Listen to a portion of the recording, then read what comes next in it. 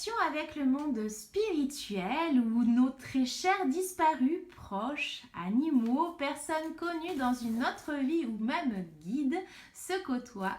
Voici une femme aux qualités naturelles de conseil et de transmission. À la patience remarquable, il s'agit de la voix des âmes comme j'ai envie de vous la présenter, Christine Casal. Bonjour, merci de me recevoir chez toi. Bonjour Stéphanie, merci, c'est moi. C'est une interview vraiment à ton image que j'avais envie de mettre en place. Le cheminement de ta médiumnité de Christine, où est-ce que tu en es? Donc nous allons tout naturellement évoquer plusieurs parties. La première partie, en fait, je l'ai intitulée Vers l'écoute de soi. Ma première question sur cette écoute intérieure est toute simple. Te souviens-tu de ton premier contact avec l'autre plan, ta première expérience? Le tout premier, absolument pas. C'est impossible de me rappeler le tout premier, quel jour, quand, le contexte, je ne sais pas. J'ai beau prendre du recul avec ça, je n'y arrive pas. C'est un tout, ça a été à un moment donné une évidence, un cheminement quand même, pas vraiment une évidence tout de suite. Un étonnement surtout, comment gérer tout ça, quoi. Ces messages qui venaient à moi du jour au lendemain, ces choses qu'on me disait, qu'on me montrait. Et cette force qui me poussait à aller vers les gens et leur dire ces messages, leur donner ces messages, comment gérer ça? Comment allaient-ils eux le prendre? Donc la première question, ça a été le regard des autres, le jugement. On est jugé, on appréhende un petit peu ça, donc ça a été le truc le plus compliqué. Donc du coup, j'ai du mal à me rappeler vraiment le contexte précis. C'était vraiment plutôt à l'étouffer du coup. Ça a été dans une intimité, on va dire, avec une personne proche. Je ne citerai pas le nom pour X raisons, voilà. Et ça s'est décanté comme ça, vraiment avec une personne proche. J'ai eu des petits messages à distance, comme ça, des choses qui sont arrivées, des choses qu'on me disait de lui dire. Ça a été étonnant pour moi, je ne savais pas pourquoi je disais ça, mais il fallait que je le dise, voilà, c'était juste évident. Et de fil en aiguille, de rencontre en rencontre, on m'a amené à rencontrer des gens, pas par hasard évidemment, pour les faire avancer, pour leur donner des messages très précis. Et ça a commencé ponctuellement comme ça, de rencontre en rencontre, dans des lieux de vie, sur des lieux de travail divers et variés, voilà. Pour des personnes très proches, plus ou moins proches, et puis des inconnus, des parfaits inconnus. Et tout s'est tout mélangé en fait, comme dans une... J'ai envie de dire, j'ai des images qui viennent un peu bizarres des fois, comme quand au loto, voilà, ces billes là, qui tournent, et ben tout s'est tout mélangé comme ça, ça a été un peu très bizarre quoi. Des personnes, alors ça c'est par téléphone, on me parle au téléphone et je dis tiens, j'ai ça pour toi, j'ai une photo dans les mains, ben je ressens ça avec la photo, c'est très bizarre quoi, j'arrive pas à décrire le truc. Et donc il fallait à un moment donné que je me rende à l'évidence. C'est pas un jeu, c'est pas un truc qu'on m'envoie comme ça par hasard, c'est pas un petit truc qui va disparaître. Non, ça est monté en crescendo, et les messages, et les rencontres, et en profondeur, et en qualité, et en quantité des messages. Et j'ai fait ça dans l'ombre pendant 5 ans, pour des gens que je connaissais, plus ou moins. J'ai fait ça en consultation privée, pour des personnes, voilà. Et puis de temps en temps, on me parle au téléphone, ou on a besoin de mon aide, donc voilà, je donne des messages, on m'envoie des photos, et puis j'avance, et j'avance. Mais c'est pour moi. Toutes ces 5 années, c'était pour les autres, mais c'est aussi pour moi, pour comprendre qui je suis, pour comprendre comment je fonctionne,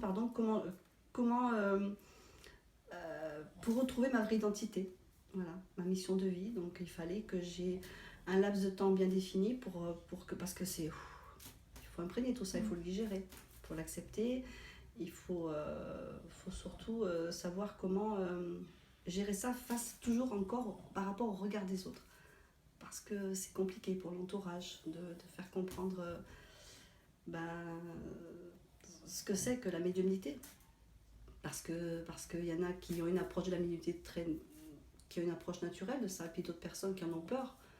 Parce qu'on ne connaît pas, parce qu'on ne sait pas, parce que voilà. Donc il faut déjà face à soi-même le gérer, le digérer, voilà, le mettre en cohérence avec ce qu'on fait. Et puis par rapport aux autres, il faut leur montrer qu'on n'est pas là pour leur prouver quoi que ce soit. Comme disait Bernadette Soubirous, on est là pour vous le dire, c'est tout. On n'a pas à prouver quoi que ce soit. On a juste à rassurer, et le but principal, c'est de faire avancer les personnes. leur donner notre vision de la vie, une autre vision des choses, et surtout par le biais de ces messages, ces signes de reconnaissance, c'est pas juste faire un travail sur le deuil en soi, il n'y a pas que ça. Ça va au-delà de ça. C'est aussi pour la personne, pour qu'elle ait une autre vision justement complètement différente. La souffrance sera toujours là, le deuil sera toujours là, évidemment, mais elle aura une approche sur elle-même complètement différente. Voilà, elle va se dire, bah, ma vie a un sens, je ne suis pas là par hasard, il y a quelque chose après. Donc si je suis là, c'est que c'est pour une raison bien précise. On ne m'a pas mis là, ici, comme ça, par hasard. Il y a quelque chose derrière. Donc, et j'ai quelque chose à faire d'important pour l'après, justement. Pour une continuité après. Donc et ça change toute la donne, j'ai envie de dire. Bon, voilà, pour résumer un petit peu. Mais... Là, c'est bien parce que tu devances un petit peu cette question que je me posais et qu'on peut tous se pardon, poser. Il y a peut-être trop de réponses dans la même question. Non, non, c'est juste parfait. Je suis le cours, hein. Non, mais c'est très bien. Okay. Tout est parfait. Okay.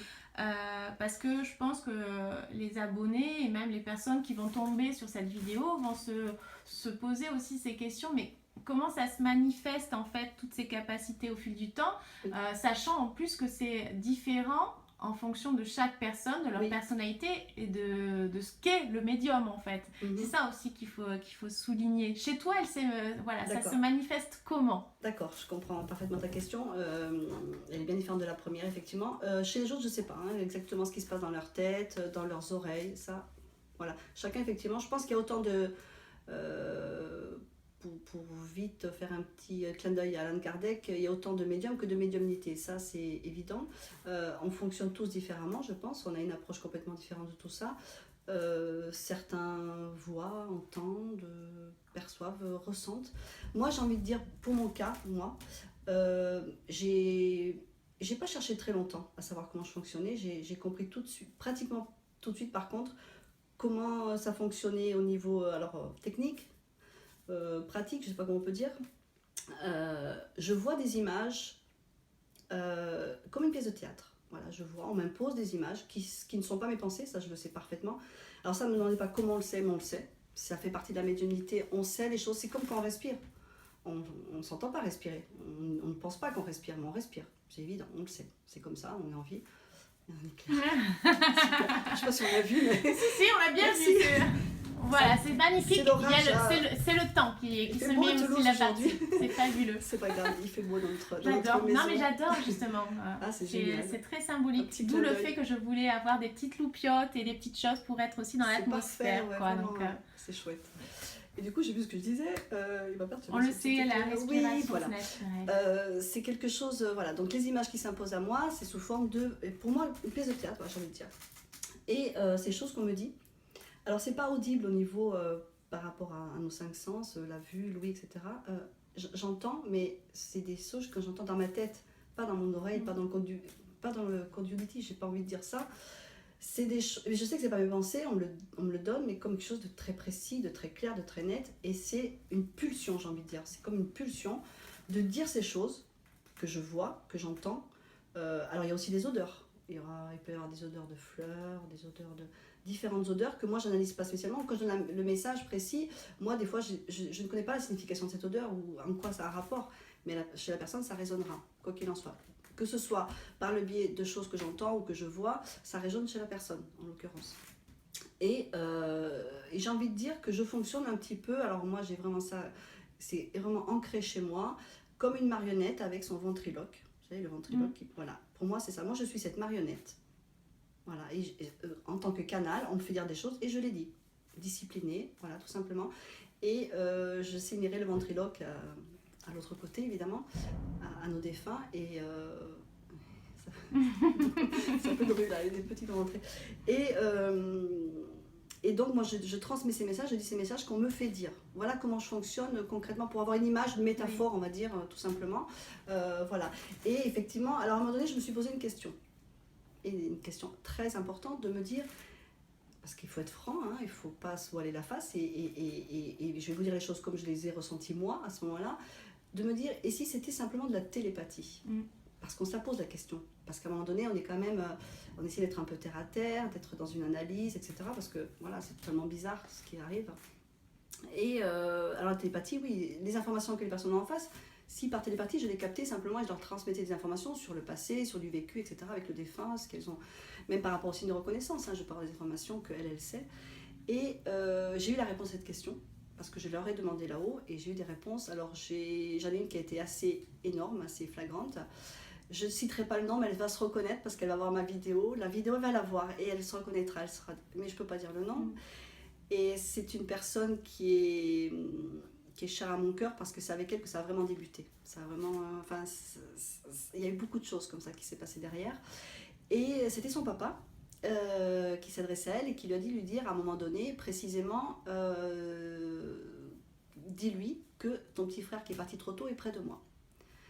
Donc la personne en face de moi m'a dit, c'est pas possible, j'ai 2 frères qui sont en vie et c'est pas possible, j'ai pas de petit frère de l'autre côté. Et là, son papa a beaucoup insisté, il m'a forcé à redire le message précisément que son petit frère qui était parti trop tôt était de l'autre côté. Et il s'est avéré que quelques temps après, elle m'a recontacté pour me spécifier un secret de famille, voilà, qui n'avait pas été dit. Donc elle a avoué ça, elle a expliqué ce qui s'était passé à sa maman. Sa maman a été très émue, et bon, sa maman ne croyait pas en toutes ces choses-là. Et elle lui a avoué qu'effectivement, elle a bien eu un petit garçon qui est décédé à l'âge de 4 mois, avant la naissance de cette personne et de ses 2 frères. Donc en l'occurrence, l'information, je ne pouvais pas l'avoir, ni par télépathie, ni par personne, à part le défunt. À part le défunt lui-même, qui me parlait vraiment, qui s'adressait vraiment à moi, pour passer ce message à sa fille. Alors, qu'est-ce qui en découlait derrière? Quelle est l'importance de ce message pour moi? Parce que bon, d'un côté, j'étais rassurée, me dire, ok, c'est pas la télépathie, effectivement, voilà. Puis d'autres derrière qui ont été comme ça des messages très pertinents où on voit bien que je peux pas l'inventer ni le deviner, même l'avoir par télépathie. Et puis derrière, ça lui a changé beaucoup de choses parce qu'elle a réconcilié, enfin, avec sa maman, les rapports ont été un peu différents. Bon, il y a eu des choses comme ça non dit, du jour au lendemain on en parle, voilà, c'est quand même important. Parce que c'est important ce qu'on appelle les mémoires cellulaires, c'est important de savoir d'où on vient, qui on est, qu'est-ce qui a pu se passer. Bon, ça c'était tabou, c'est important qu'elle le sache à un moment donné. Voilà. Donc c'est important pour une suite derrière. Voilà. Voilà un petit peu, beaucoup comment je fonctionne, comment ça se passe. C'est très clair. Voilà, moi j'espère être explicite là-dessus. C'est très clair, on voit. Donc, c'est naturel, c'est même pas avec des mots, je ressens. Alors en même temps, j'ai aussi, pour finir, physiquement des choses qui se passent dans mon corps, dans des moments où je donne un message. Ça, j'ai du mal à décrire avec les mots, mais je le ressens dans ma chair, chose que jamais j'avais connue avant. Des frissons particuliers, des décharges électriques, des frissons, du froid, du chaud, etc. Donc quand ils sont là, je le sais. Alors, même avant que j'ai les messages, quand ils sont présents, comme tout médium, je me confirmera aussi, je pense qu'on est tous comme ça, mais voilà, on ressent les choses. Enfin, moi en tout cas, c'est mon cas. Des frissons, des choses qui se passent, je les sens, ils sont là en même temps. C'est une évidence, juste qu'on ne les voit pas, c'est tout, on ne les voit pas. Mais la connexion et la communication est là. Te souviens-tu donc de tes phases d'introspection à ce sujet par rapport justement à tes capacités et comment tu as pu gérer justement toutes ces phases où comme tu étais en train de l'évoquer, il faut apprivoiser tout cela, il y a des petites dualités en fait qui se forment comme tu étais en train d'en parler, tu vois, c'est vraiment mental, intuition. Donc comment tu as pu en fait digérer aussi, j'ai envie de dire, en fait toutes ces phases d'introspection c'est l'intuition, c'est du mental, c'est des analyses, enfin voilà, il y a quand même un processus au niveau développement personnel derrière qui est quand même mis en place en fait. J'ai envie de dire, j'ai pas eu d'appréhension particulière ou d'angoisse ou quoi que ce soit par rapport à ça, parce que d'aussi loin que je me souvienne, aussi petite que je me souvienne, j'étais un peu, à part comme on est tous, quand on est là-dedans, dans cette médiumnité, je sentais quand même qu'il y avait quelque chose en moi qui allait un jour émerger, mais je ne savais pas quoi. Je savais que je devais faire quelque chose, mais je ne savais toujours pas quoi. Cette médiumnité, quand elle est arrivée, j'étais surprise sans l'être, dans le sens où, pour moi, je savais qu'il fallait que comment dire, je sais pas, j'ai du mal à exprimer avec les mots, par rapport à ce que je faisais avant. Quand la médiumnité est arrivée à moi, avant ça, je n'ai jamais pratiqué. J'allais moi-même en conférence voir des personnes. J'étais attirée par ça, j'essayais de comprendre, voilà, l'autre côté, pour moi c'était une évidence. Je veux dire, je ne pouvais pas imaginer que nous sommes ici et qu'il n'y a aucun lien avec rien d'autre autour, quoi. Je veux dire, c'était juste une évidence. Voilà. Donc quand c'est arrivé, c'est comme si ça faisait déjà partie de moi depuis toujours. Je sais pas comment expliquer le truc. Déjà, tu étais consciente de tout ça et en plus en ayant, comme tu parlais tout à l'heure, tu allais en conférence. Donc il y avait déjà un truc qui était déjà en travail en disant bon, j'y vais. Je vais voir un petit peu comment ça se passe. Je me frotte un petit peu à ça sur du terrain finalement, parce que tu te frottais à du terrain. Parce que je pense qu'ils m'ont préparé. J'ai été pas par hasard dans ces conférences pour me préparer. Parce que quand tout ça m'est tombé dessus, si j'avais pas été préparée à ça, si je savais pas que ça existait, si j'avais pas été à ces conférences, si je savais pas que des personnes puissent donner des messages comme ça, des signes de reconnaissance, donc des médiums qui font ça, je saurais pas comment j'aurais pu gérer le truc. J'aurais pas pu gérer ça. Je l'aurais géré différemment, tout du moins, c'était compliqué. Donc, simplement, quand c'est arrivé, je me suis dit, pas tout au début, parce qu'au début, je prenais ça comme ça, un peu, voilà, je disais, bon, ok, bon, on me fait dire, je vais le dire, ok, bon. Et puis, ce qui était important pour moi, c'était la réaction des gens, l'émotion des gens. Quand ils me disaient, oui, ok, ça c'est, voilà, là, je reconnais cette personne, je reconnais voilà, oui, c'est lui, c'est elle. Là, je me disais, ok, il y a quelque chose, il se passe quelque chose. Quoi, je savais pas, il se passe quelque chose. Et à un moment donné, c'était évident que ça faisait partie de moi, de ce que je devais faire. Et c'est là que je me suis dit, mais ce que je voyais en conférence, en fait, c'est un peu ce que je fais. C'est bizarre. Oui, il y a eu des choses comme ça qui ont été dites, mais là, je le dis aussi. Donc, enfin, c'est un peu comme ça. Mais toujours ce manque de confiance en moi par rapport au regard des autres. Ce qu'ils ont fait là, ce que j'ai vu moi, c'est pas possible, je peux pas faire ça. Moi, ne pas s'essayer. Voilà, non, bah oui, dans le manque de confiance, on est tous un petit peu comme ça dans le même bateau à un moment donné de notre vie, voire des fois très longtemps. Et à un moment donné, il fallait que je prenne confiance en moi. Donc, ils ont tout, c'est des orfèvres là-haut pour ça. Ils sont magnifiques parce qu'ils font tout pour nous faire rencontrer les bonnes personnes.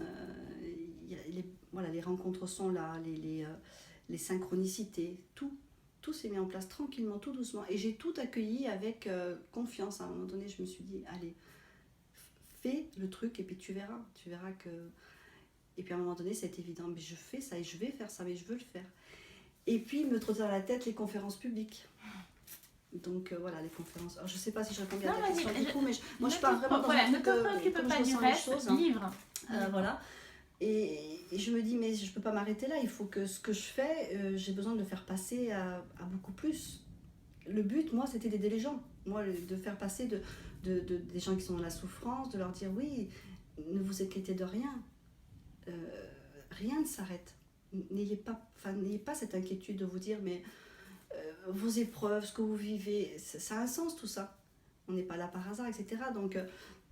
s'il y a un après, c'est qu'il y a aussi un instant T où on vit quelque chose de particulier parce que derrière, il y aura quelque chose, il y aura un bénéfice à tout ça. Voilà. Donc le but c'était ça, c'est d'aider. Mais je ne peux pas aider qu'une personne de temps en temps, 2, 3, 4, 5, 10, peu importe. Ça ne me suffisait pas. J'étais avide de rencontrer des personnes, pour dire ça à plein de gens, pour rassembler un peu, voilà. Et puis je dis bon, on verra, mais j'ai envie, mais toujours me mettre en avant, c'est compliqué de se mettre en avant, voilà, c'est difficile. J'aime pas trop, là je le fais, mais j'aime pas trop parler de moi en règle générale, enfin voilà, à part dans l'intimité avec des personnes en qui j'ai confiance. Et puis le hasard a bien fait les choses. Je sais pas si je peux parler de la personne qui m'a tendu la perche, voilà, Audrey Solaire, hein, je peux le dire. Il y aura d'ailleurs une interview, hein, il y a une vidéo qui sera je l'ai pas encore vue, dans la chaîne, donc c'est un super lien et un petit rappel sur Audrey qui donne l'opportunité à plein de personnes aussi, donc c'est quelqu'un de très important et qui fait lien. Voilà, mais vous la découvrirez aussi. Allez zapper sur cette petite vidéo aussi à la suite. Voilà, donc elle m'a donné l'opportunité. Un jour, elle m'a contactée en me demandant si je voulais Comment refuser un truc pareil? C'était waouh. Jamais je l'aurais fait toute seule de toute façon. Donc voilà. Et puis la conférence s'est faite et puis ça s'est très très bien passé. J'ai eu de beaux retours. Enfin voilà, donc j'ai été contente de ce que j'ai pu apporter aux personnes. Et je t'ai rencontré toi, Stéphanie. Donc c'est juste merveilleux. J'ai rencontré Sandra de la vacherie. Je l'embrasse parce que là en ce moment elle se repose. Voilà. Elle va nous revenir en forme pour la prochaine conférence. Voilà. Et donc voilà, maintenant mon projet c'est de continuer ça. Voilà. Audrey m'a mis le pied à l'étrier, donc cette fois, ça y est, je suis alignée. Je sais où je vais. Je sais ce qu'on me demande de faire. Je sais ce qu'on me demande, ce qu'ils attendent de moi. C'est clair, c'est précis, voilà. Et c'est que du bonheur parce qu'il y a tellement d'émotions, parce qu'il y a tellement de choses. Alors, malgré... Il y a la souffrance, ça c'est une évidence. Hein. Les gens, quand ils viennent, ils sont dans la souffrance, ils sont dans des questionnements, ils sont dans plein de choses. Et puis de sortir de là, et puis les gens qui ont quand même une espèce de sourire, quand même, il y a un petit truc qui s'est passé, il y a quelque chose où ils sont un peu apaisés, où ils sont... rien que ça, voilà, c'est bon quoi, c'est que du bon, c'est le but. Aligné à l'écoute de soi, pleinement maintenant. Vraiment. Justement, c'était j'avais envie de te poser pour clôturer cette première partie, où en était un petit peu le GPS, cette intuition au jour d'aujourd'hui. C'est-à-dire le GPS, l'intuition. Ton intuition, ton petit GPS, ton écoute intérieure, où est-ce qu'elle en est aujourd'hui? Il faut que j'aille encore au-delà de tout ça. On est bien d'accord, on se comprend. C'est pas anodin. Ok, belle âme sœur que tu es là. Non mais ouais, c'est ça. C'est encore... Je sais qu'il y a encore des choses, de belles surprises qui m'attendent, ça je le sais au fond de moi. Comment, je ne peux pas l'expliquer, je le sais. Il y a encore des choses qui vont arriver, des choses qui vont se mettre en place. J'ai plein de projets, j'ai plein de messages à faire passer, mais je parle par des contacts défunts. J'ai des messages au niveau... ça fait un peu prétentieux de dire ça, mais j'aime pas dire ça. Comment dire? Allez, je me lance. Humanitaire, pour l'humanité. Pas moi, perso. C'est là-haut. Moi, je suis que le transmetteur, je suis que le canal, donc il n'y a pas de souci là-dessus. J'ai plein de choses à dire sur... alors, je sais pas si on peut en parler tout de suite dans cette réponse. Si, c'est suis l'intuition, j'ai beaucoup de sujets qui me tiennent à cœur. Énormément de sujets, dont certains d'entre eux que je maîtrise plutôt bien au jour d'aujourd'hui. Et ça... c'est lesquels, ceux que tu le regard des autres m'importe peu, ce que certains penseront m'importe peu, parce que l'amour inconditionnel, la patience, l'amour de soi, l'estime de soi. C'est important ça, l'amour de soi. C'est très important. Je suis pas encore au bout. C'est compliqué parce que voilà, là je me mets un peu à nu, on va dire. Mais je pense que c'est pour beaucoup d'entre nous. On se soigne, ça fait du bien. Je suis passée par plein de choses, comme plein sur cette terre. Ce qui est important... Qu'est-ce qui est le plus important pour toi, que tu aurais envie de livrer là, à un instant T. Aimez-vous et tout ira bien. Aimez-vous et tout ira bien. Je veux dire, si n'ayez plus l'important, c'est pas le regard des autres, c'est c'est le regard qu'on porte sur soi. Qu'est-ce que j'ai accompli dans cette vie? Comme arriver au bout de votre vie et vous dire mais qu'est-ce que j'ai fait? Retourner en arrière, et il faudra arriver au bout de votre vie et vous dire je vais me retourner en arrière, qu'est-ce que j'ai fait pour les autres, mais qu'est-ce que j'ai fait pour moi aussi? Et si on a fait pour soi, on a fait pour les autres. On peut pas aider les autres, on peut pas les faire avancer ou même les aimer, surtout. On peut pas bien les aimer si on ne s'aime pas soi. On aimera bien les autres si on s'aime soi. C'est tout un travail. Je suis pas encore au bout, moi, aussi. Je suis pas... Mais j'y travaille beaucoup au quotidien, tous les jours. Le pardon aussi, très important. Pardonner, alors ça, c'est le plus difficile, je crois que... Il y a encore des choses, moi aussi, que j'ai du mal avec certaines choses. Je ne parle pas pour ma vie privée, mais pour ce qui se passe à l'extérieur dans le monde. Il y a des choses qui sont compliquées, difficiles. Mais si on arrive à ça, je crois que c'est une vraie libération. Et on arrive à trouver une certaine sérénité. Ce qui est important surtout, c'est essayer de retrouver la paix du cœur. Et pour la trouver, pour y arriver, enfin, commencer déjà à arriver un peu à cette paix du cœur, c'est effectivement de plus se préoccuper de ce regard des autres. Ça, c'est, je crois que c'est le secret de tout, quoi. Après, et j'ai envie de dire aussi parler de la foi, mais pas dans le sens religieux évidemment, parce qu'on est parlé pour parler de ça. Quand je parle de la foi, c'est la foi en... On croit en ce qu'on veut, peu importe. Le soleil, l'univers, les étoiles, on s'en fiche. C'est pas ça l'important, c'est de se raccrocher à quelque chose, même en soi, ne serait-ce qu'en soi, en ce qu'il y a de plus beau, en une passion, peu importe, la foi dans quelque chose. Et ça permet Ben, c'est ça le bonheur, il est là le bonheur en fait. C'est-à-dire qu'à partir du moment où on a la foi et on a la joie, ça je t'en ai parlé il n'y a pas longtemps, mais j'adore ce terme. Enfin, moi j'ai envie de faire cette métaphore des pas, voilà, quand on avance. Et si on place effectivement dans chaque pied et la foi et la joie, il n'y a que des miracles qui nous suivent le long du chemin. Parce que l'important, c'est pas ce qu'il y a au bout de la route.